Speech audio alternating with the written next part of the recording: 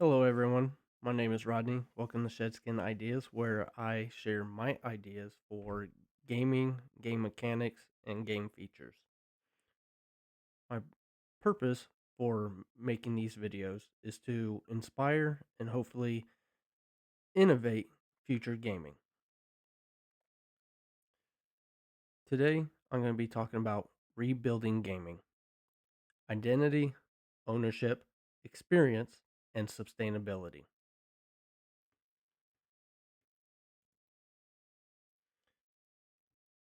I want to start off with something simple, a moment. Think about the first time you turned on a console, not just the game, but the moment before the game.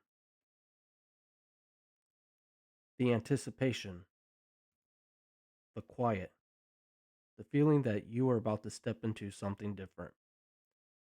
There was a clear boundary between your real world and the world you are about to enter,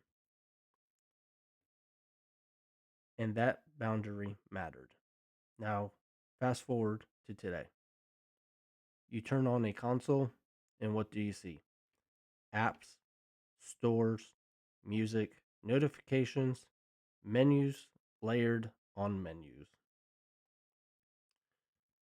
You scroll, you click, you launch. Gaming doesn't feel like a world anymore. It feels like a function. And that's the problem I want to solve. Reframing the problem, the industry reality. This is not about developers failing. Studios today are more advanced than ever. Better engines, better graphics, and better systems. Games take 4 to 5, even 6 years to build, and yet players burn out in weeks. Not because the game is bad, but because the experience is fragmented. We've optimized gaming for speed, engagement, and retention, but in doing that, we lost depth, intention, and identity. So the question becomes, what if the problem isn't just the games? What if it's how we enter them, how we move through them, how everything around them is structured? This is not about adding features. This is about restructuring the entire gaming experience. The gateway. Who's playing? Imagine this. You sit down, you pick up a controller, you press the power button. Instead of being hit with noise, the screen is calm, focused, and it asks, who's playing? Not as a gimmick, not as a cartoon selection, but as a real moment. A moment that says you're about to enter something. Now, here's what that actually does. The system recognizes your playstyle, your experience level, your behavior patterns. So instead of choosing casual or ranked, the system already understands how to shape your experience. Identity without exposure, legal and privacy balance. Now let's address the reality. We cannot expose identity publicly, and we shouldn't. Players remain anonymous to each other, private in public spaces. But internally, the system verifies account ownership, age bracket, behavioral consistency. This aligns with frameworks like Children Online Privacy Protection Acts, General Data and Protection Regulation, Private Identity, Public Anonymity, better structure. Parental flow. Real example. Now imagine a child tries to play. Instead of bypassing a password, the parent gets a notification. Your child is trying to play. Approve or deny. They tap approve for 1 hour, deny, schedule. That's it. Gaming becomes intentional at the household level. Now imagine matchmaking. Instead of random environments, experienced players play with experienced players. Younger players are protected, behavior is factored in. It's not separation, it's alignment. What the system looks like. Now let's answer the question, what does this actually look like? Think of your favorite streaming platform. You see game covers, ambient previews, clean rows. But instead of apps, you see worlds you can enter. Developers control presentation. The platform provides structure, developers provide identity. First time experience. When you turn the game on for the first time, preloaded games and starter experiences are already installed. You play immediately, not download endlessly. The phone as the control center. Now here's a major shift. The console is not the center of everything. The phone is. Console equals play, phone equals control. The phone handles browsing, purchasing, editing, clips, and management. The console is the world, the phone is the interface. Store flow. You're in a match like Call of Duty, Warzone. You get eliminated. Instead of leaving the game, you grab your phone, you browse skins, bundles, cosmetics. Your game continues. You don't interrupt gameplay, you use downtime. Parental spending protection. If a child tries to purchase, both parents get a notification, approve or deny. Spending becomes intentional, not accidental. The curation, the D4 system. You're playing with friends. Let's say that all of your friends are together, you're ready to play, and someone says, let's record. So you press record together. Everyone agrees. The system captures gameplay, reactions, and all perspectives. It stores it as a session, ready instantly. No setup required. Multi point of view viewing. Imagine watching a game like Among Us. You see one player's point of view, others around the screen. Someone reacts, you tap them, now you see what happened. You rewind, switch perspectives. You're not watching, you're exploring the moment.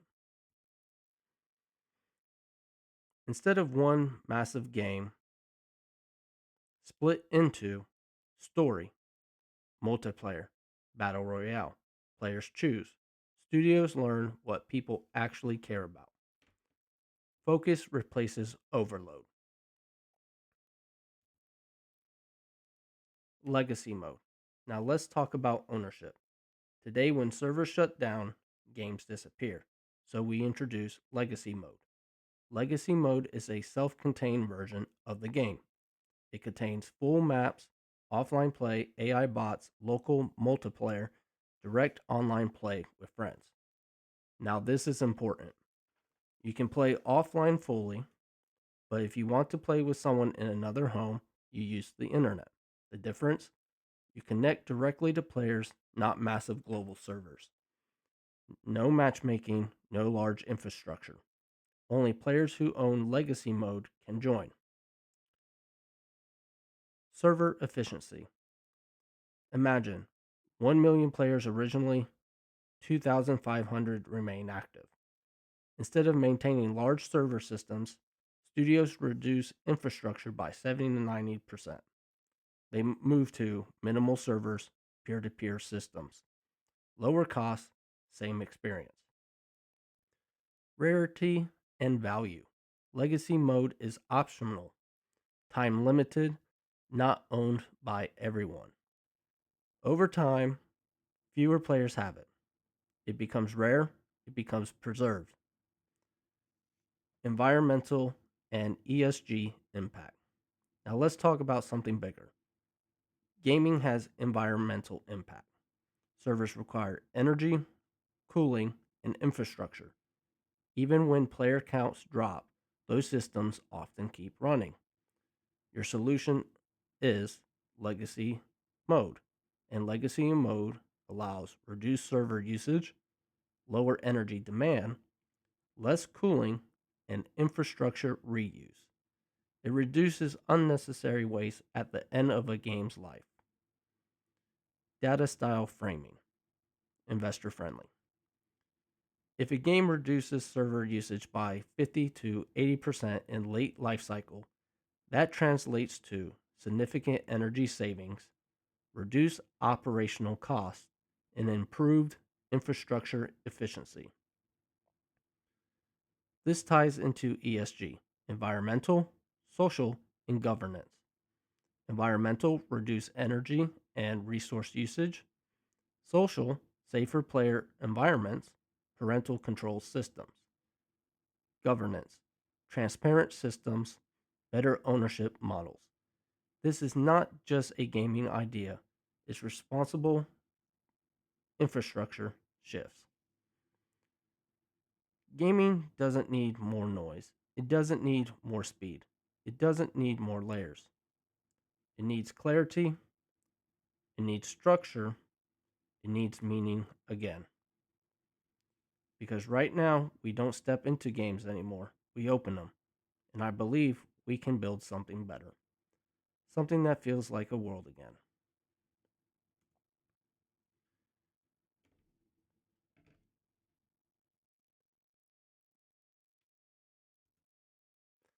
There are some things that I want to talk about in more depth on the D4 system. I know some of y'all are trying to imagine, what does the D4 console look like? And the way I imagine it is similar to probably half the size of a PS2 with a pyramid shape on top of it. That pyramid shape on the top is actually a camera. This is what allows you to record.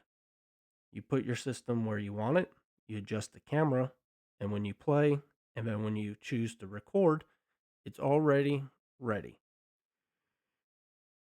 And when all your friends are playing and you record together, it all gets saved, and you can go on your phone and edit the saved footage.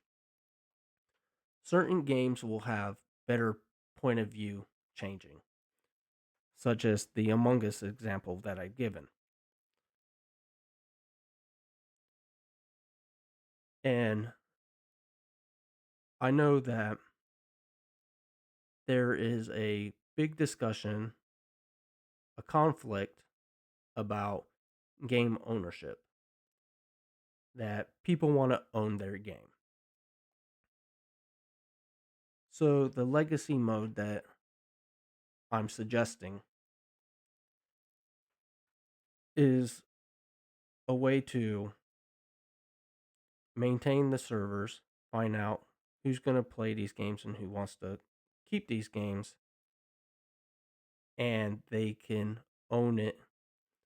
But what does that actually look like?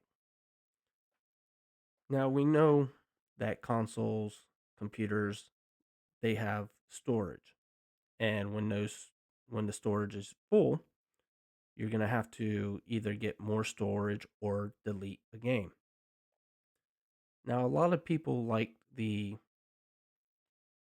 ability to hold and touch what they own, just like the cartridges that we had, the disc that we had. So in legacy mode, you would purchase a special saving device similar to how you would replace a SSD drive to create more storage. Now imagine putting in a storage drive in it. You download the legacy version of the game, and now you own the game for offline, and you can connect with um, the internet. Those who have the game will have a physical copy of it, so it doesn't take storage. but they can actually own it. And that's what people want. By selling legacy mode, it's also monetizable. You can make money by saying, do you want to buy the game? Because servers have to continue running.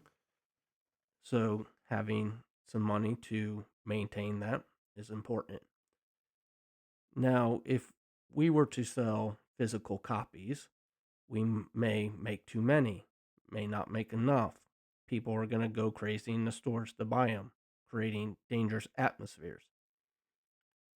So, selling a specific drive or component that you can attach to store it on the game, and that way, when everything, when the servers get removed, you actually have a physical copy, but they're limited. Now, gaming has to innovate, it has to look good, it has to make money. Now, each console has changed in appearance, and we've gotten to the point where it's really basic, bland, and boring compared to old old consoles where you would have a cartridge that had an image on it. You put it in, it it just looked different all the time. It was exciting. Then the console itself started changing, where you didn't use cartridges. You had disc. So the console, the shape of it changed, and it was a great image. We get to the time of GameCube. Now a purple box. It's awesome. It's cool.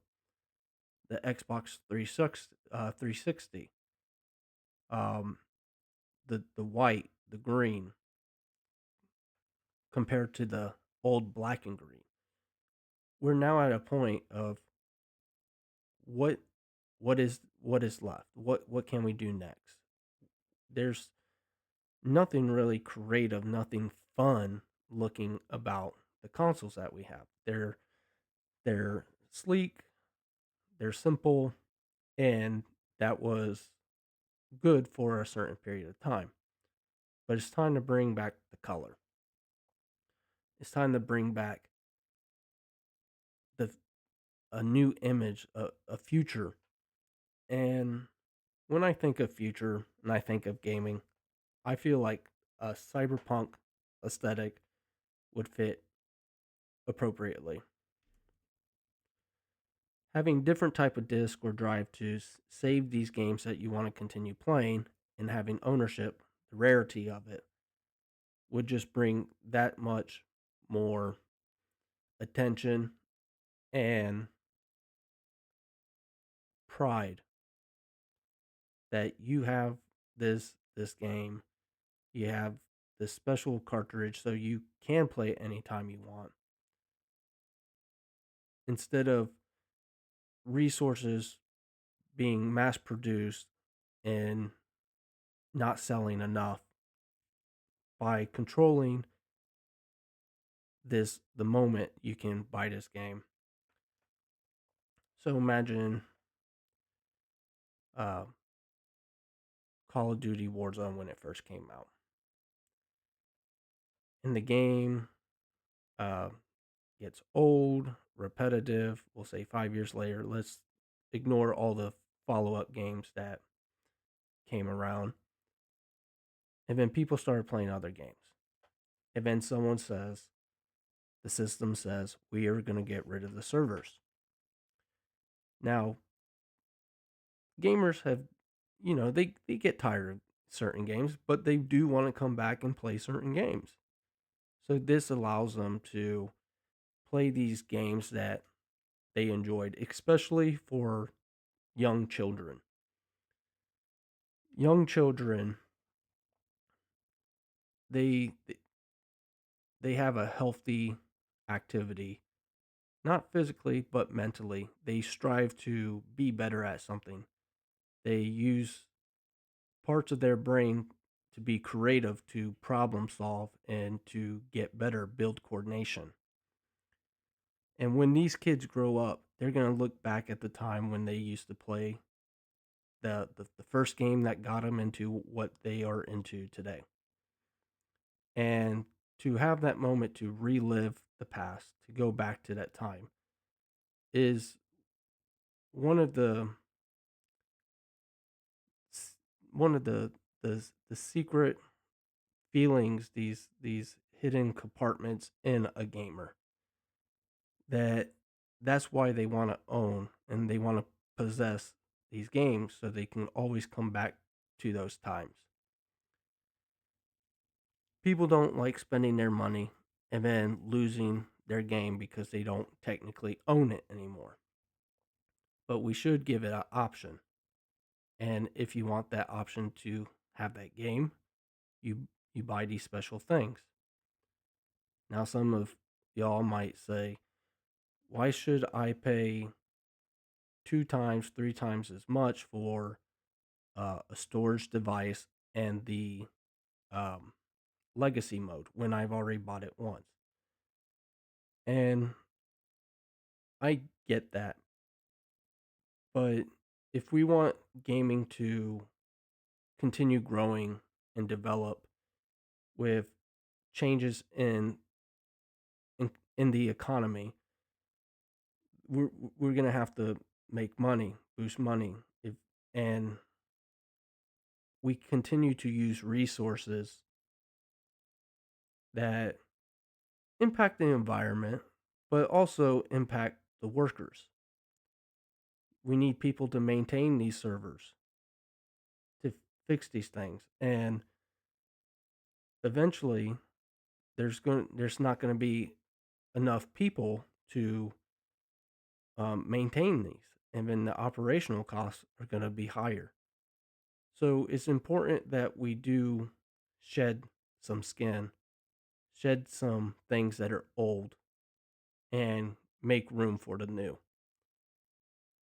And if we want our favorite game developers or studios to continue progressing and to not stay stagnant or even plateau, we we need to have the option to help them out.